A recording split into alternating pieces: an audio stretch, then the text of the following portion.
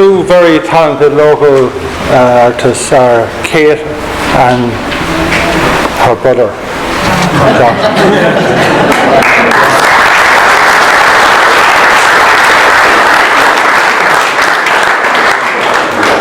Céad míle fáilte to everybody here in this beautiful church here today.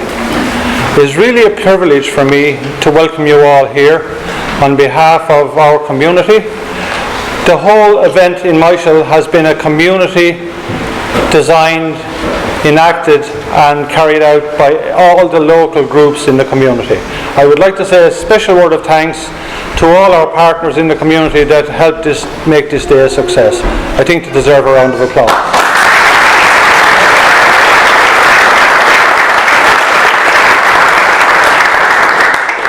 A special word of welcome to Bishop Dennis's guests from abroad and to all our foreign guests from France, Germany, Italy, Switzerland, Liechtenstein. It's very appropriate that you are here in Myshall today, because I'm a man from Myshall. My name is Patsy McLean. I'm president of the local association and of the National Friends of Columbanus, Republic of Ireland. So it's a great honour for me to welcome you to St. Columbanus' birthplace. I'm sure that any of you that walk today can appreciate the natural beauty that surrounds his life and the impact that he has had throughout Europe. I am absolutely delighted to say I have been to some of them: Luxeuil, Bobbio, Switzerland, St. Gallen, and I think we have a different kind of beauty here.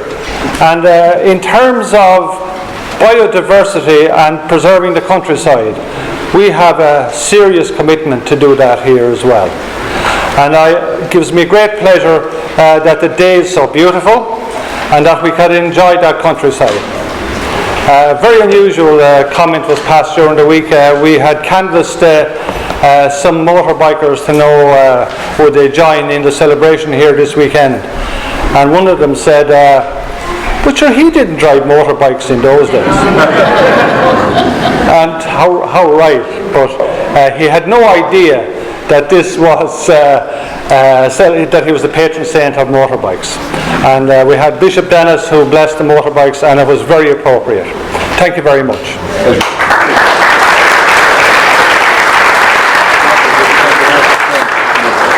Could I just do a little bit of backtracking here? We started in 2015 here with I see Father Tomás O'Byrne here, who was a great asset to us in promoting Columbanus. In 2015 we're a very small group here and we're growing. Hopefully after today we'll grow a lot more. It would be very good if we can get more youth and more invigorating comments and people involved in the organisation.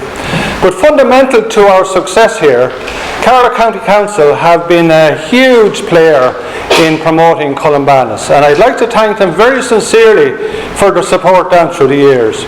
I would also like to thank Carlow Tourism, who have been phenomenal in their support in generating interest in this project. And when we started out, we never imagined that we could grow this thing to have a Camino of 630 kilometres going to Bangor.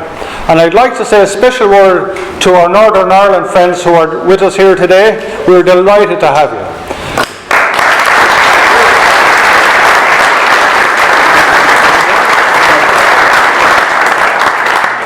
We participated in this walk a year ago approximately, and it was an eye-opener for me. I think when we walked all through the paths up through Ireland, we have a lot to offer. I think this Camino, St. Columbanus Camino, has an awful lot to offer. It has beautiful countryside, unspoiled countryside. And in the north, I was absolutely amazed at the beauty of the areas we walked through. And I would like to say a special word of thanks to the Knights of Columbanus, who have been with us and supporting us throughout our endeavours to promote Columbanus.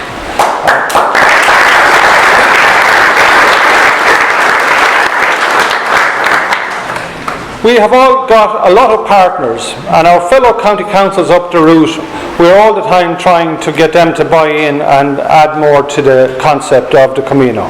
And I would look forward into the future that this will grow and become a very substantial part of our culture and heritage, and that this thing and the actual, I suppose, the character of Columbanus, his beliefs, his strengths, are as relevant today as they were in 463. We're not alone in that, and I think our European colleagues that are here are joining with us, celebrating his great life. So without more ado, I'm going to introduce our very special guest, Mary McAleese, a very important woman in this whole process. Forbes magazine at one stage described her as one of the 100 most important influential women in the world. And I agree with that, and we're delighted to have her. Che mille folce, willkommen, bienvenue, benvenuti tutti da Bobbio, in particolare, cari amici da Bobbio. It's just wonderful to see this gathering. Thank you so much for being here. I owe a particular debt of gratitude to Bishop Dennis for inviting me to this great international gathering in honour of St. Columbanus, and for introducing me to the roots of Columbanus here in Myshall. I've read about him, I've given lectures about him, I've made films about him, I've made radio programmes about him, followed his journeys from Bangor to Bobbio and all the places in between. I have prayed many times at the place of his burial in the beautiful valley at Bobbio, but this is my first time to visit the Myshall, or the low plain in the Irish language, which is the place of his birth. And being here invites me, and I think invites all of us, to a fresh look at Columbanus, at the curious child he once was, who became a celebrated monk, to look at the forces that shaped him and shaped his thinking long before he became the force that shaped our thinking.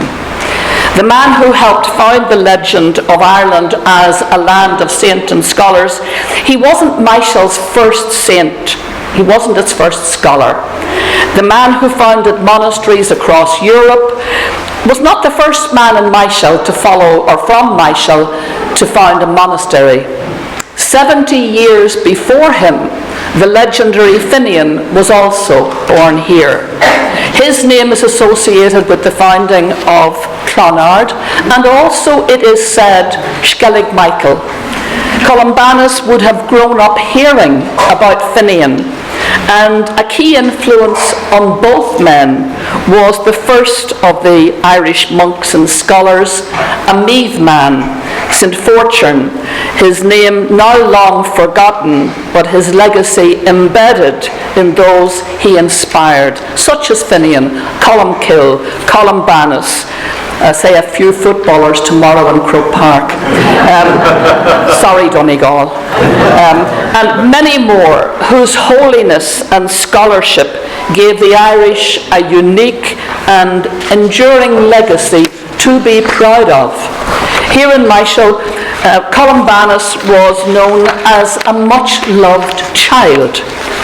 Like all Irish mammies, he had a mammy who was convinced, even before he was born, that her son was going to be a remarkable genius. Unlike most Irish mammies, it turned out she was actually right. It was medieval Ireland of the mid-6th century, 100 years after St. Patrick, a migrant to Ireland, an immigrant, had suffered starvation and slavery, banished the snakes, converted the Irish to Christianity, denounced British mistreatment of Irish Christians, written a beautiful, haunting spiritual autobiography, and generally made quite a name for himself that made him synonymous with Ireland, a unifying figure, a merchandising miracle for the next 1500 years. Patrick, as I said, was not, of course, Irish. That's a shock to most people. But there was definitely an opening for an Irish genius. And ironically, there would be quite a number whose reputation would have reached the ears of that little child in Myshall. Comgall of Bangor, Brendan the Voyager, Kieran of Clonmacnoise.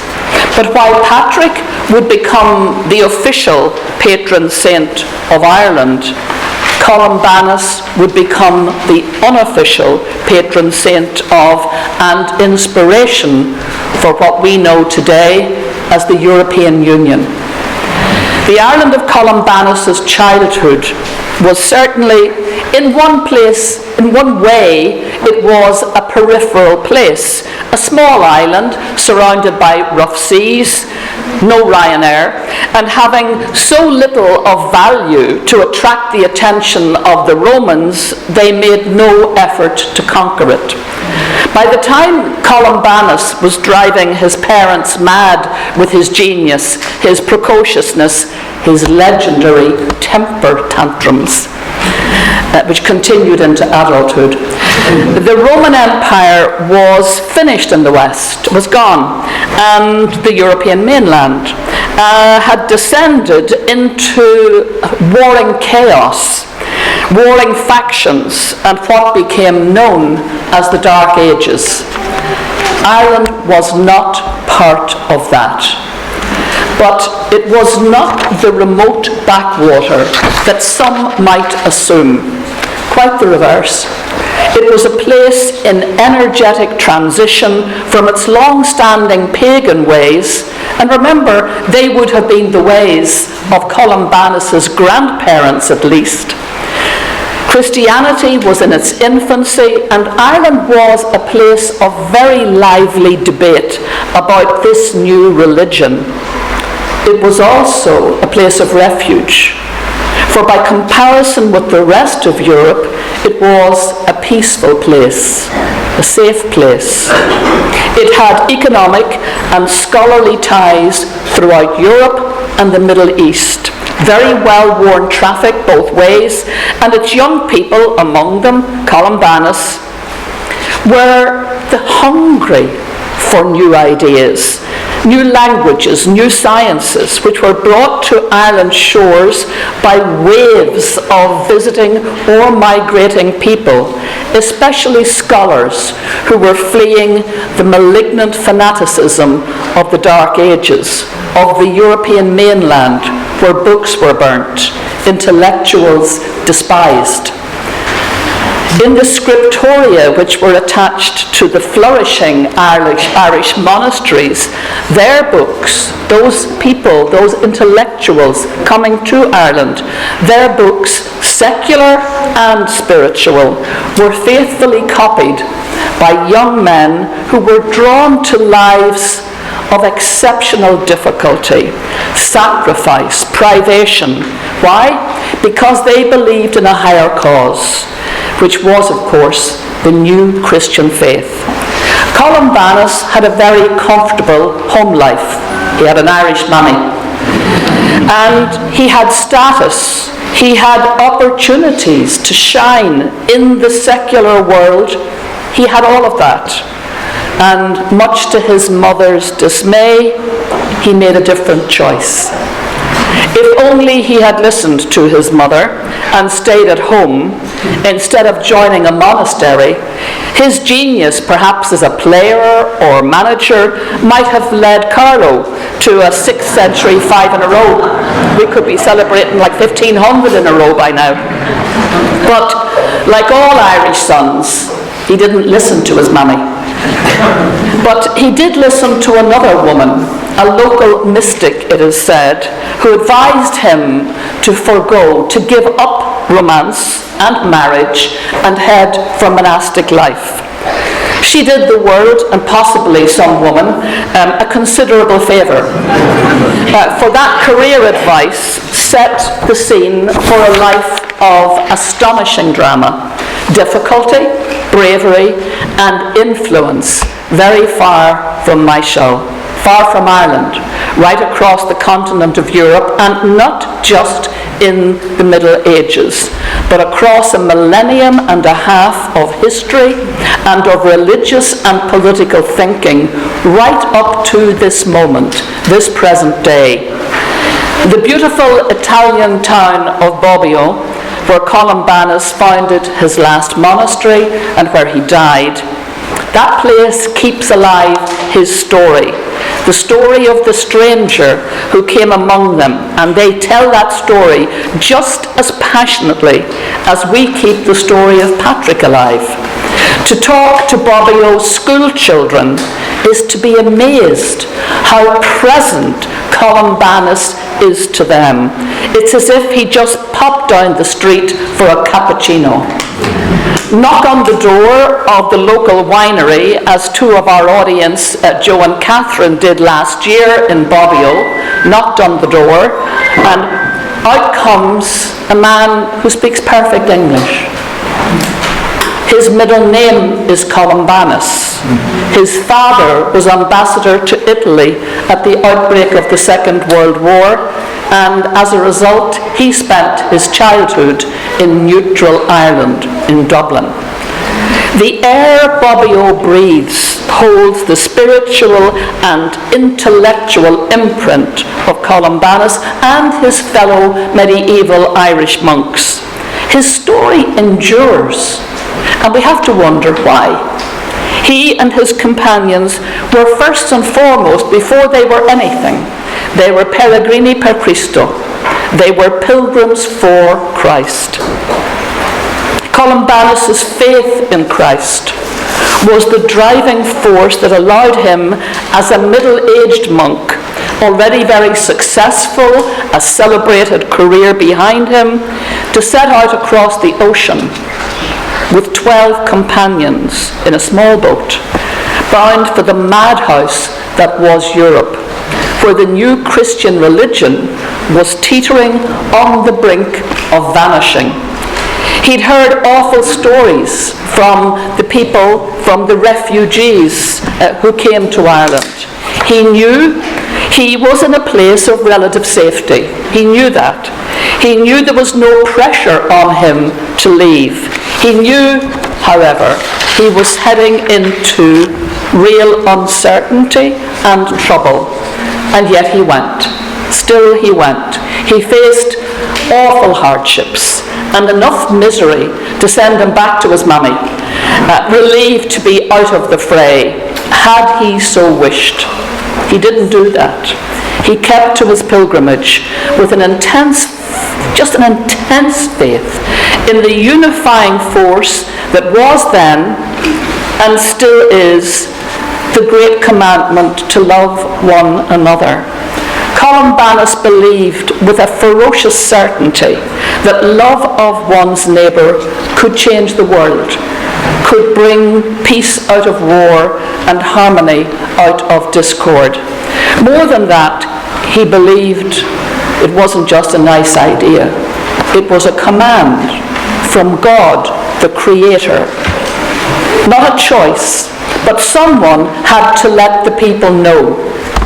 If not he, then who?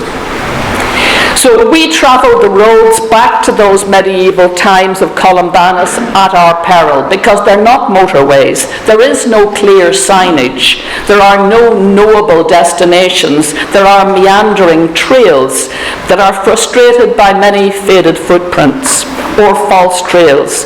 We know that history happened. We're just not always sure precisely what happened, or why, or how, or when. And indeed, living a life of Christian love was never going to leave an archaeological imprint. It's not easily amenable to archaeological searches, because it rests in the soul, the mind, the heart, the thoughts of individuals, most of them long forgotten. However, fortunately, we do know a lot about Columbanus. He's the first Irishman to have left a body of his own writing, including poetry, sermons, letters, including, take note, some rather cross letters to the Pope of his day. I think he might have been a first cousin, actually. Yeah. He's also the first Irishman to have been the subject of a biography.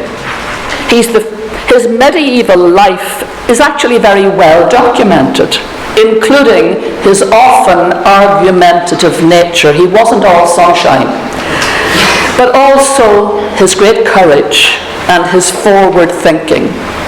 Over the centuries since his death, his heroism for Christ has attracted generations of pilgrims to his tomb, from St. Francis of Assisi to Leonardo da Vinci. Each generation kept alive the torch lit by Columbanus until there came a generation that needed it, appreciated it, and understood it better than any other. That generation was the one that saw so-called Christian Europe turn into a monstrous killing field in 2 world wars. Some people here remember those days. It was a generation shredded emotionally by self-inflicted suffering that asked itself if there was any way to prevent this repetitive cycle of wars between neighbours with their awful human waste, particularly of young life. It was Columbanus who had faced that very question in a warring Europe 1400 years earlier. And it was Columbanus who was the first to describe Europe as a potentially collaborative union of distinct nations. He was the first to coin the phrase totius Europae, all of Europe. The first to persuade the warmongering leaders of a very broken Europe that it was possible to be Irish, to be Frankish, to be German, to be Spanish, but also to share a common European identity which would be a platform on which they could build a sustainable peace and prosperity through partnership. Through partnership. In a documentary I made several years ago about his life, I described him as the first European. It was not an exaggeration. It still is not an exaggeration. Columbanus' radical vision for a shared Europe of the nations would become for the inspiration for the miracle, and I use that word and mean that word, the miracle we know today as the European Union. From the very still warm ashes of 20th century wars, there emerged in the mind and thinking of 4 great Catholic intellectuals and political leaders the memory of an idea articulated by the medieval Irish monk Columbanus for a Europe of the nations. And those medieval embers, still warm, they fanned to a flame. Robert Schumann, Jean Monnet, Alcide de Gasperi, Konrad Adenauer. They became the founding fathers of the European Union, an egalitarian homeland for all, frankly, the best and the noblest idea anyone in the world has had in millennia, except Christ himself. They wondered if the idea would find support among the Allied leaders, the Axis leaders, the neutral leaders. In July 1950, they met in secret in Luxeuil, the site of a monastery founded by Columbanus. They met on the margins of a conference celebrating the 1400th anniversary of the birth of St. Columbanus. They met in secret.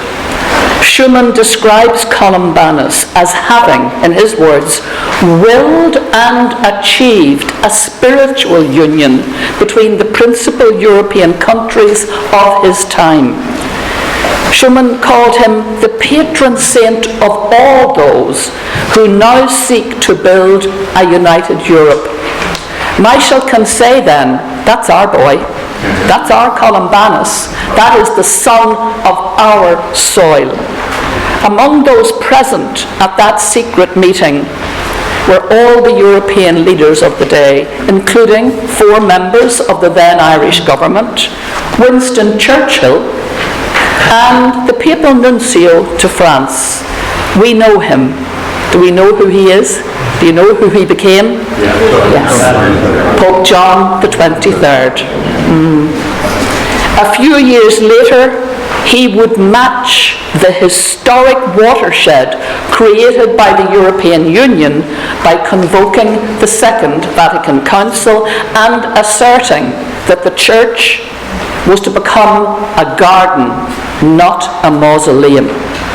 In 1963, he published the greatest, in my view, the greatest papal encyclical of all time, Pacem in Terris, Peace on Earth, on the rights and obligations of people and their states, as well as proper interstate relationships. It emphasizes human dignity, human equality, endorses women's rights, immigrant and refugee rights, argues strongly against the arms race, and advocates nuclear non-proliferation, support for the United Nations and the Universal Declaration of Human Rights. Now can you see why I say, in our time, it is the most important ever encyclical ever written. The imprint of that meeting in Luxeuil, just 13 years before, is on every page. The imprint of Columbanus is on every page. And if you doubt Columbanus' relevance to our times, take a look around our world with the existential polycrisis all around us as humanity and the earth grow weaker, not stronger. Yet through the despair at human stupidity and venality, which we are all, I think, in a moment of being, just stop for a moment and see Columbanus towering above it all with his faith and his insistence on the sacredness of the human person and the sacredness of the earth. See his faith in the ordinary people's respect for the sacred. See his faith in the power of untried love of neighbour to redirect the world still away from war to peace. He is the author of the sacred ordinary, an appeal to the religious world and to the secular, to politicians and to kings, to people, to find the commonalities which could yet save us from the looming dangers which now impact all of us. To see him only in the stones of monasteries, and in particular the monasteries he founded all over Europe, is actually to miss the point.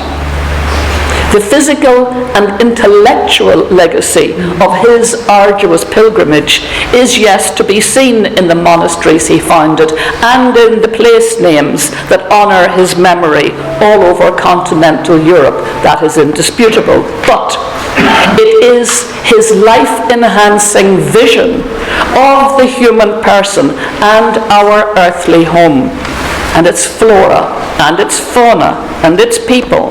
That is the real light left by Columbanus. If you want to know the Creator, he said, get to know the Creator's earth and all its creatures. His words are inscribed on the wall of the Columbanus Chapel in St. Peter's Basilica in Rome. Si tollis libertatem, tollis dignitatem. If you take away human freedom, you destroy human dignity. How relevant is that in our world? Those words are also, these are Columbanus' words.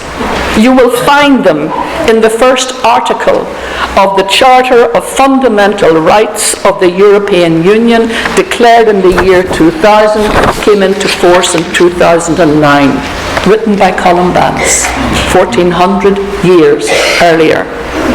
Human dignity is inviolable, he said. It must be respected and protected. That's Columbanus. Here we are today in Myshall, the inheritors of his vision, fellow inhabitants of his homeland, citizens, many of us, of the European Union, neighbours among our Swiss friends, and that European Union remains the most ambitious peace process the world has ever known. Inspiration for our own peace process here on this island of Ireland. And both vindicate Columbanus' faith in the transcendent power of love and his life of witness to that very vision. His more recent biographer, Aidan Larkin, ascribes these words to Columbanus. They're an exhortation. He says, "Let us all be truly humble and spiritual people, fulfilling Christ's commandment to love one another as he loved us. Do not, I beseech you, consider us estranged from you." That would be unthinkable. For we are all members of the one body of the Lord, whether Frenchmen or Britons or Irishmen or whatever nation we belong to. Those are Columbanus' words. Somewhere in Ireland's tradition of contemporary military neutrality, somewhere in President Eamon de Valera's words to the British officer to whom he surrendered in 1916 after helping to lead the uprising against appalling British rule, and in that he said to that officer, "You know, the Irish do not like to fight." That might come as news to a lot of people. Somewhere in the search for peace that was the hallmark of that great European statesman, John Hume, that great international statesman, Daniel O'Connell, in the opposition they had and shared to violence for political ends. We think of O'Connell in his 250th anniversary of his birth. We think of his championing of the human rights of oppressed peoples, from Russian Jews to African American slaves. Somewhere in our own very particular non-violent but supportive response to the people of Ukraine attacked by Russia, our calling out of the evil of Hamas's anti-Semitism and the Gazan genocide of Netanyahu, we can still find the logic of Columbanus, stripped of everything except that ideal that prompted him to set sail from Bangor in a small open boat and push out into the deep. Love one another as I have loved you. Love your neighbour as yourself. Whatever he learnt here in Myshall, it was a good cradling. In fact, it was a great cradling, one to be proud of, one with a long, long, long lifespan. From his grave in Bobbio, Columbanus speaks still to a world that needs to hear his voice, needs to heed his voice. I grew up in Belfast, where Christians did not distinguish themselves in loving one another, right?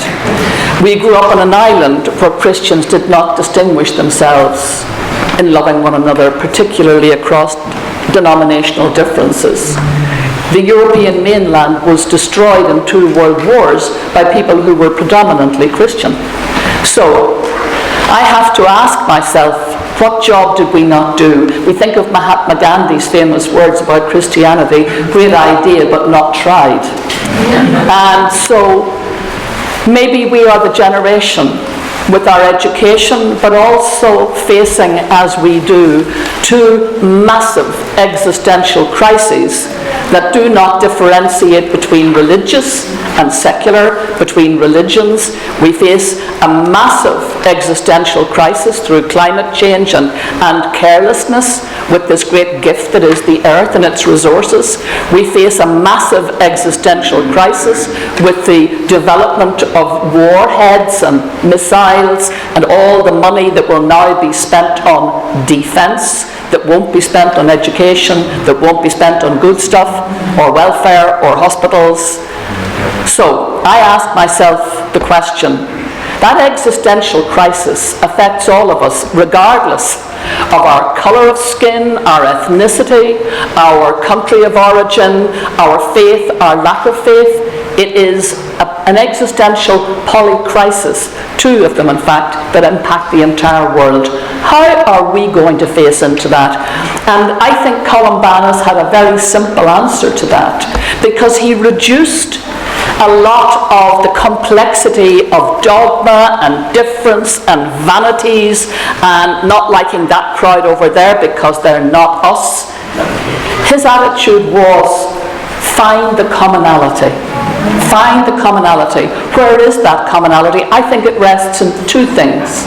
Two very simple ideas, that if we could accept them, each of us into our hearts as human beings, regardless of what our faith is, regardless of whether we're secular or spiritual or religious, the sacredness of every human person, if I can accept that and teach that and learn that and live that, and then look at the consequences that flow from that, the sacredness of every human person obliges me to treat that person with respect, with dignity, with love, and it obliges that person to return that gift to me.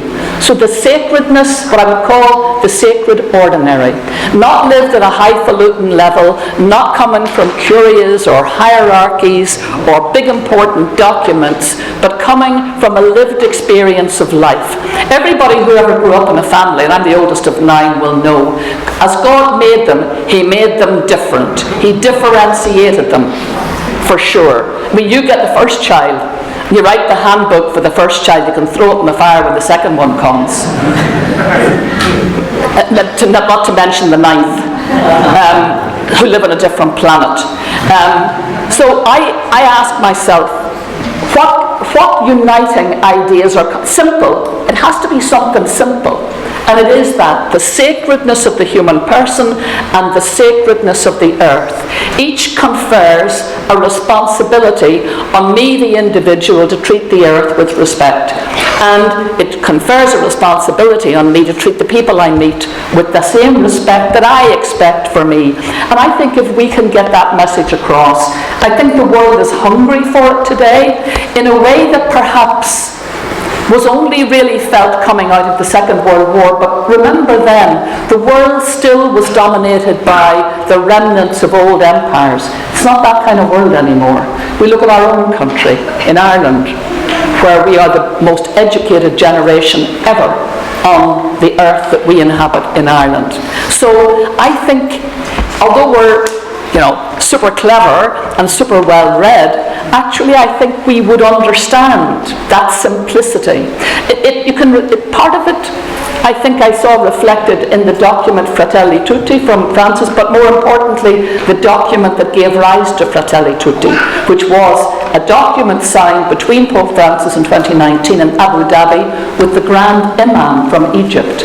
These two massive faith traditions which dominate the world, which account for more than half of the world's people, were able to find in one document a lot of commonalities that perhaps have not been noticed before. I think we need to find the commonalities. I reduce it to very simple language. I call it the sacred ordinary. It belongs to the ordinary people. It doesn't belong to theologians or canon lawyers or princes or, bishops,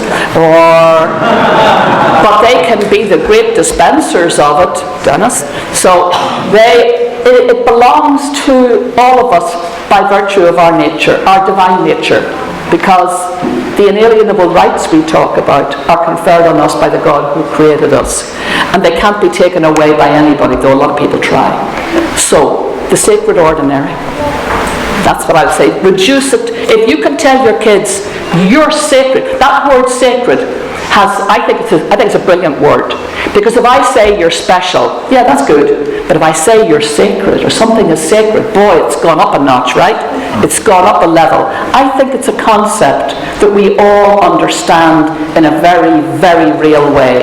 But when we talk about the sacred, it's got a resonance of a space that is transcendent and that is meaningful for all of us, but we have to make it meaningful. That's it. Kid Bilabuekas.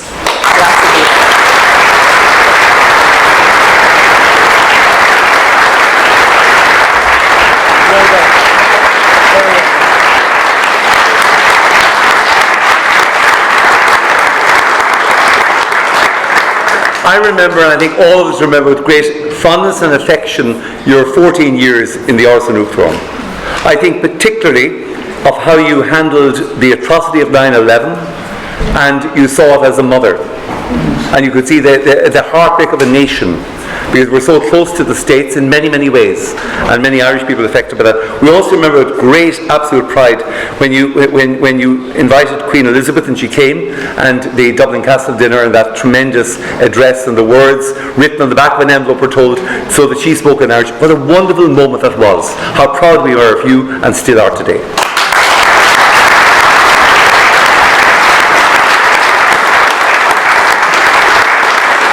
To my Columbanus guests and friends, thanks very much for being here in huge numbers this day. This has been a tremendous day. Thanks to Carlow Sports Partnership for Factor 50 to make sure we didn't get sunburned on the walk earlier. We can all sleep well later after a lot of other events. We're not near finished this day. But Mary, just a token of appreciation was, what do you get somebody who has got a lot and doesn't have to need something? This little token. In the sanctuary of St. Gallen, which you visited, and in Columban, there's a lovely bell there, which is the Columbanus bell. And I got a replica made. I'm going to show it to you here. This is the replica here. This here is a cowbell, which is modelled on that. And there's a lovely Columbanus way in it, and the particular year, the 26th Columban, and the date of your visit here to Myshall. And you can, for the Roscommon cows that you need to call at times in your lovely home, you can ring this bell. Mary, thank you very much.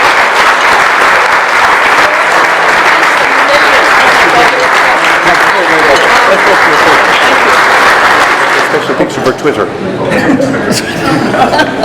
Because all things should be of Carlow.